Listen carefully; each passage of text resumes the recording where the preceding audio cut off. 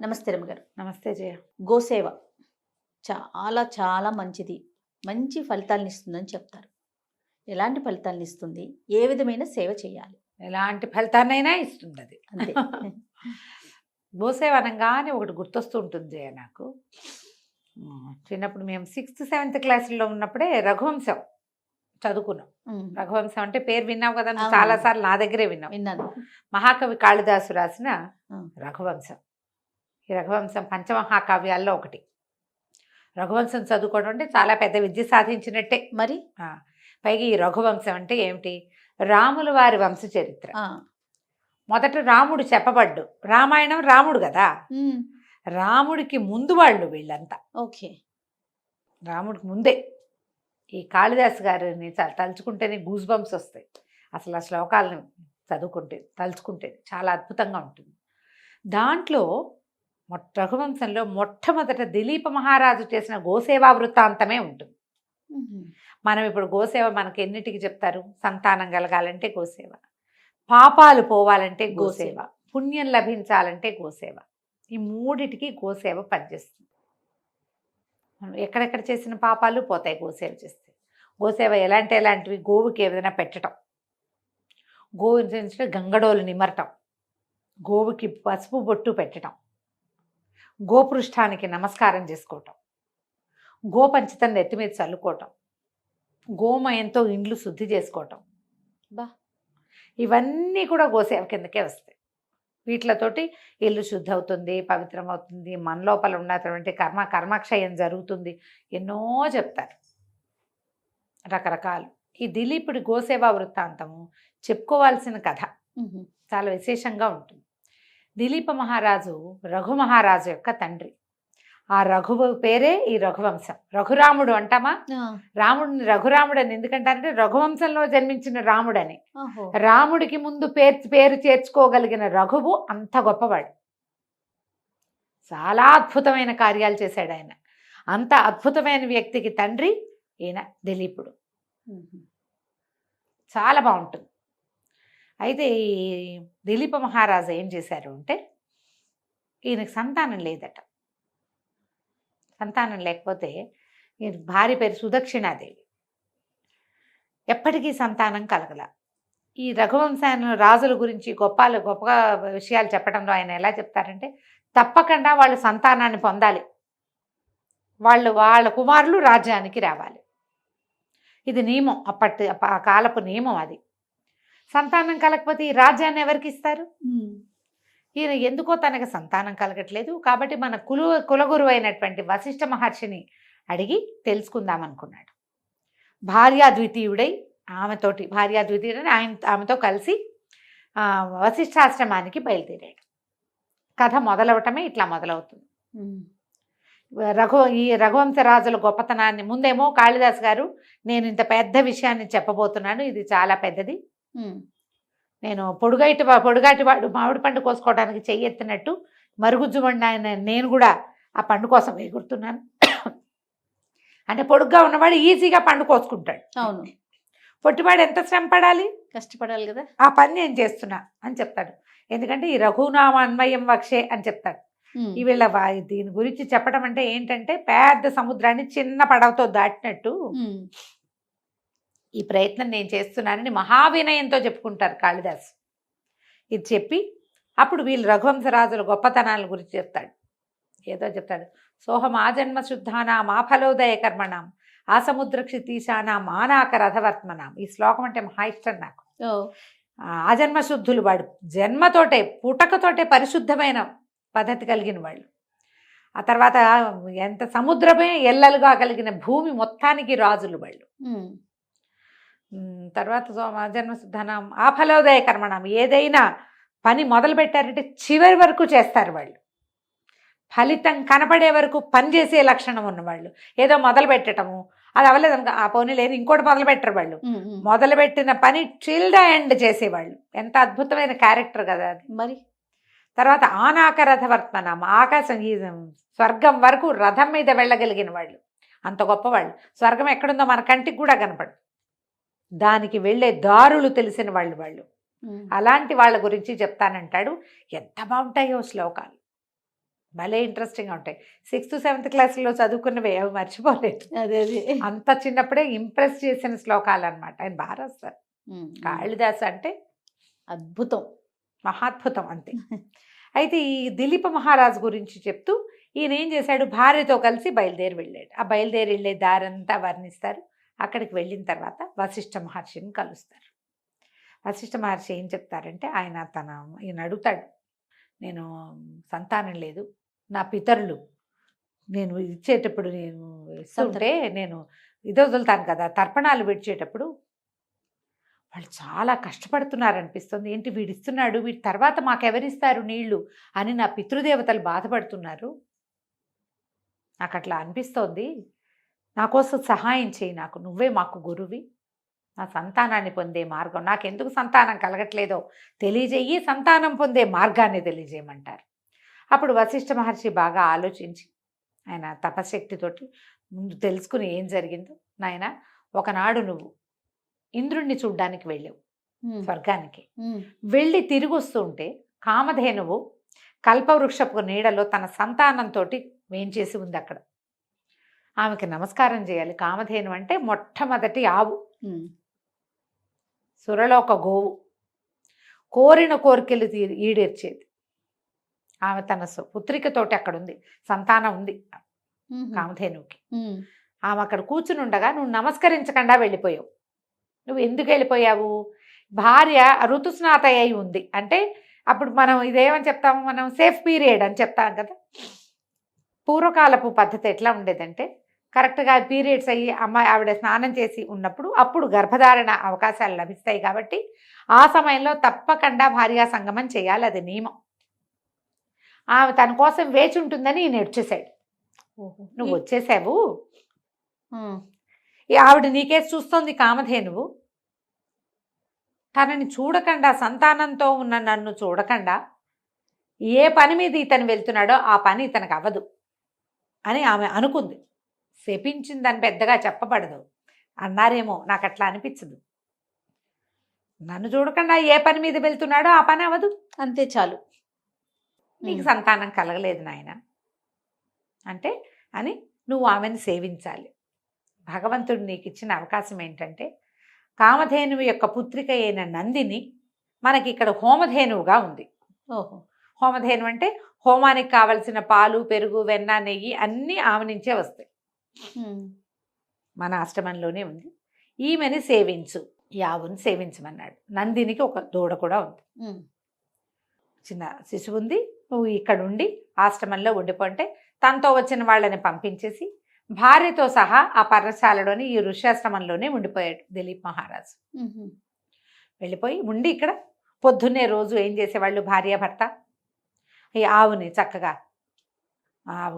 ఆశ్రమం అంతా బాగు చేసి, ఆవు ఉన్న శాలంతా బాగు చేసి, తర్వాత దూడకి పాలిచ్చి, దూడకి పాలిచ్చిన తర్వాత ఆవును తోలుకుని, ఆవు బాగా నడవాలి, గడ్డిగా మేయడానికి తీసుకుపోయేవాడు. అడవంతా తిప్పి సాయంకాలం తిరిగి వచ్చేవాళ్ళు. సాయంకాలం రాగానే ఈవిడ ఏం చేసేది, గబగబా ఆవిడకి హారతి ఇచ్చి బొట్టు పెట్టి పువ్వులు వద్దల్లి ఆయనకి ఆవిడకి నమస్కారం చేసుకున్నాక ఆవు తన దూడకి పాలు ఇవ్వడానికి వెళ్ళిపోయింది. ఉదయకాలంలో తీసిన పాలు హోమంలో వాడుకునేవాళ్ళు, సాయంకాలం ఆ దూడకి పాలు ఇచ్చేసేది, అంతే. కొన్ని రోజులు ఇక్కడ ఉన్నారు, 3 వారాలు ఉన్నారట. 21 days అని చెప్తారు. అయితే ఏం చేసేవాడు, ఆవుని తోలటం కాదు, తీసుకెళ్ళటమే. కూర్చుంటే కూర్చున్నాడు, నుంచుంటే నుంచున్నాడు, నడిస్తే నడిచాడు. ఆవు ఎటు వెళ్తే అటు వెళ్ళాడు. ఆవుని రక్షించాలి, అడవి కదా.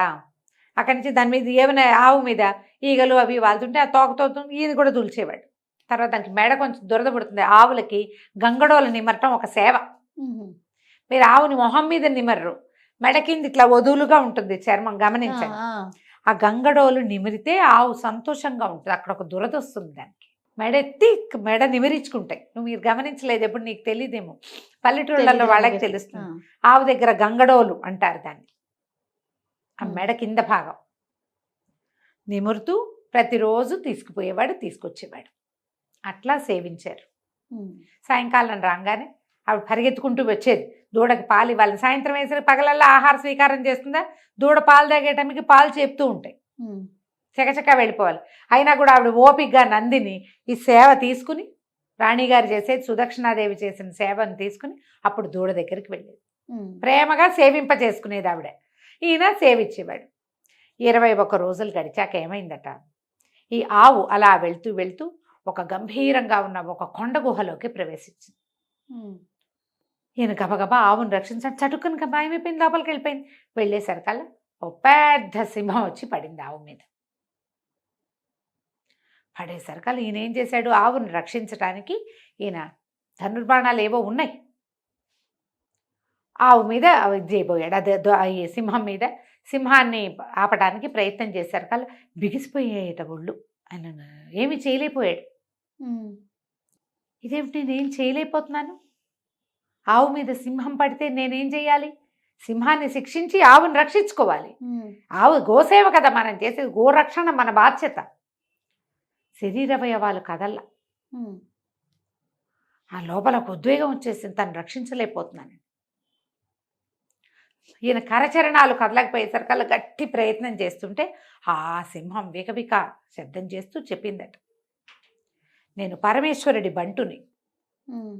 కుంభుడు అనేటువంటి ఒక నికుంభుడు అనేటువంటి ఒక శివసేవకుడి, శివగానాల్లో ఉన్న వాడి స్నేహితుడు నికుంభుడు అనే సింహాన్ని నేను. ఒక చెండ సింహం అంట, మహాపెద్ద సింహం. ఇక్కడ ఒక దేవదారు చెట్టు ఉంది, పార్వతీదేవి స్వయంగా నీరు పోసి పెంచుకుంది. ఆ చెట్టుని రక్షించటానికి నేను ఇక్కడ ఉన్నాను. ఆ చెట్టుని ఏ జంతువులు, ఏ ఏనుగులు ఏవి వచ్చి దాని మీద తమ మొహాలు ఆనించకుండా, ఆ దేవదార వృక్షం అంటే మహాప్రీతి అమ్మవారికి, దాన్ని రక్షించటానికి నేను ఇక్కడ ఉన్నాను.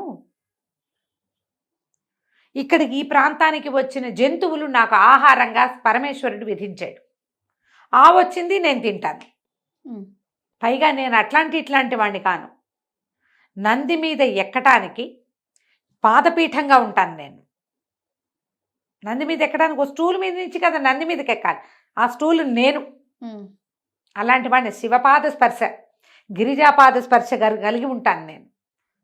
నా ముందు నీ కరచరణాలు ఎట్లా ఆడతాయి, నువ్వు నన్ను ఎట్లా శిక్షిస్తావు అనేసరికి అర్థం, నా పరాక్రమము, నా సాహసం అన్నీ పోయినాయే. ఇంత చేసి భూమి మొత్తాన్ని పరిపాలించేవాడిని ఒక సింహాన్ని కొట్టలేకపోతానా నేను అనిపించింది ఆయనకి.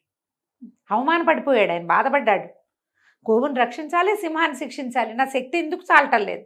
అప్పుడు పరమేశ్వరుడి దగ్గర ఉన్న సింహం అనేసరికి మరి భగవంతుడి ముందు నేనెంత వాడిని, భగవంతుడి పాదసేవ చేసుకునేటువంటి సింహాన్ని నేనేం చేయగలను. కానీ అప్పుడు ప్రార్థన చేస్తాడు, నీకు ఆహారం కావాలి, నేనేమో గోవును సేవించాలి, గోసేవ కోసం నన్ను నేను సమర్పించుకుంటాను, నన్ను తినేసేను, నీకు ఆహారం నేనైపోతా, గోవును వదిలిపెట్టు. సాయంత్రానికి గోవు వశిష్ఠాశ్రమానికి వెళ్ళిపోతుంది. అంటే ఈయన సింహం ఎక్కిరిస్తాడు, ఏంటి ఒక కేవలమైన గోవు కోసం ప్రాణాలు ఇస్తావా, 1,00,000 గోవులు ఎడం చేత్తో ఇవ్వగలవు నువ్వు. భూమండలానికి రాజంటే భూమి మీద ఉన్న ప్రతి ఆవు నీదే కదా, ఆ గోదానం చేయగలిగిన సమర్థుడివి. ఒక కేవలమైన గోవు కోసము నువ్వు నీ ప్రాణాలు అర్పిస్తావా అంటే కాదన్నాడు. గోవు కేవలమైంది కాదు, భూమితో సమానమైంది. పైగా మా గురువు యొక్క గోవు, హోమధేనువు. ఈమెను రక్షిస్తానని నేను ఒప్పుకుని ఇన్ని రోజులుగా ఆమెను సేవిస్తున్నా. రేపు నా వంశానికి బీజం పడాలంటే ఈ సేవే నాకు ఫలితం లభిస్తుంది. ఇంత అవకాశం ఇచ్చినటువంటి తల్లిని రక్షించలేకపోతే నేను ఎందుకు, నా ప్రాణం పోయినా పర్వాలేదు, గోసేవలో ప్రాణాలైనా వదిలిపెడతానని ఏం చేశాడు ఈయన, ధనుర్బాణాలు అవి పక్క పెట్టుకుని చేతిలో ఉన్న ఆయుధాన్ని పక్కన పెట్టేసి మోకాళ్ళ మీద కూర్చుని నా మీద దూకి నన్ను ఆహారాన్ని స్వీకరించు అని చెప్పి వంగి నమస్కారం చేశాడు. తన మీద ఏమీ పడలేదు. నందిని ధేను మాట్లాడింది, దిలీప నీ సేవకి మెచ్చాను, ఇది నేను కల్పించిన మాయే లే అని చెప్పిందట ఆవు. ఆవిడెవరు, కామధేను యొక్క పుత్రికే కదా ఈ ఆవు. సింహం లేదు అక్కడ, కొండ గుహ కూడా లేదు. లేవ తీసి వెనకాల తీసుకెళ్ళిపోయి ఆ తర్వాత ఆయనకి సంతానం కలిగింది. ఈ సేవ చాలు, నేను సంతృప్తురాలను అయ్యాను. మా అమ్మకి కామధేను యొక్క ఆమెకు నమస్కారం చేయకుండా నీకు ఏర్పడిన కర్మంతాలకు ఫలితం పూర్తిగా పోయింది, నీకు సంతానం కలుగుతుందని ఆశీర్వదించి పంపించేసింది. రాజు రాణి వెనక్కి వచ్చాక ఆ రాణిగారి గర్భవతి అయింది సుదక్షిణాదేవి. తర్వాత వారికి సంతానం లభించింది. ఎంత బాగుంటుందో జయ. అద్భుతంగా ఉందండి. అసలు వినటానికే వీళ్ళు అడవికి వెళ్ళే ప్రయాణంలో ఉండేవి కూడా ఎంత బాగా వర్ణిస్తారో, ఆవిడ ఆవును ఎట్లా ఎట్లా సేవించారో, ఈ కుంభోదరుడు ఎట్లా వచ్చాడో, ఆ సింహము దాని వర్ణన అద్భుతం. అమోఘంగా ఉంటాయి. చాలా బాగుంటుంది. రఘువంశంలోని మొదటి ఘట్టమే గోసేవ వృత్తాంతం. చిన్న వృత్తాంతాలే ఉన్నాయి మాకు, చిన్నవే ఉన్నాయి. తర్వాత ఇంటర్మీడియట్లో కాలేజీలో చెప్పినప్పుడు కూడా నేను ఇది చెప్పాను. గోసేవ చేస్తే మనకి సంతానానికి మంచిది, సౌభాగ్యానికి మంచిది, కర్మక్షయం కలుగుతుంది. తర్వాత ఎక్కడా తీరని సమస్యలు ఉంటాయి కొన్ని. జయ, ఆ గుడికి వెళ్తాం, ఈ గుడికి వెళ్తాం, పూజ చేస్తాం, ఎంతో తీరదు. అవి గోసేవతోటి తీరుతాయి. ఏదో ఒక వస్తువు తీసుకెళ్ళి సమర్పించేసామా, ఆహారం పెట్టామా అని కాకుండా స్వయంగా గోవుని ముట్టుకుంటే చాలా రకాల పాపాలు పోతాయి. మనం కొన్నిసార్లు దేనివల్ల ఈ పని అవ్వటం లేదో మనకు అర్థం కాదు. అవును, దేనివల్ల ఇలాంటి సమస్యలు వస్తున్నాయో తెలియదు. అలాంటప్పుడు కనుక గోసేవ చేయడం. అయితే ఈ గోసేవ అంటే నేను ఒక దేవాలయం దగ్గర గోవులకి పెట్టడానికి వెళ్తే ఇంత కట్ట చపాతీలు ఉన్నాయి అక్కడ పక్కన పడేసి. ఏమిటి అంటే జీటీఎస్ కాలనీ టెంపుల్. అబ్బాయి చెప్పాడు, అమ్మ వద్దంటే వినరు, మీరేమో టీవీలలో చపాతీలు పెట్టండి, అవి పెట్టండి, దీనికి ఇది పెట్టండి, అది పెట్టండి అంటే వాటికి పడదమ్మా. 2 ఆవులు చనిపోయినాయి పిచ్చి తీళ్లతోటి, ఎంత చెప్పినా వినరు.